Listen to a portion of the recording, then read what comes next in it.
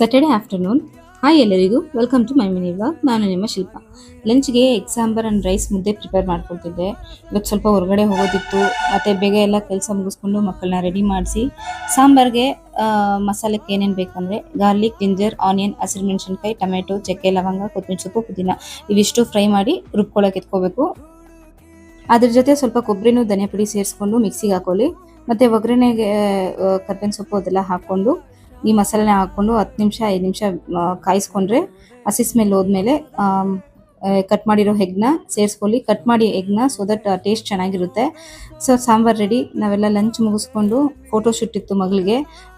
So ಅಲ್ಲಿ ಹೋಗಿ photoshoot ಮುಗಿಸ್ಕೊಂಡು ತುಂಬ ದಿನ ಆಗಿತ್ತು ಮಕ್ಕಳ ಜೊತೆ ಟೈಮ್ ಸ್ಪೆಂಡ್ ಮಾಡಿ. ಸೊ ಟೈಮ್ ಸ್ಪೆಂಡ್ ಮಾಡ್ಕೊಂಡು ಅವ್ರಿಗೆ ಇಷ್ಟಪಟ್ಟಿದ್ದನ್ನು ತಿನ್ನಿಸ್ಕೊಂಡು ಡಿನ್ನರ್ ಆಚೆನೆ ಮುಗಿಸ್ಕೊಂಡು ಮನೆಗೆ ಬಂದ್ವಿ.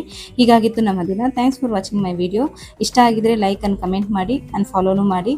ಆ್ಯಂಡ್ ಯೂಟ್ಯೂಬಲ್ಲಿ ನೋಡೋರಿಗೆ ಯೂಟ್ಯೂಬ್ ಅವರೂ ಸಬ್ಸ್ಕ್ರೈಬ್ ಮಾಡಿ. Thank you so much. Much love.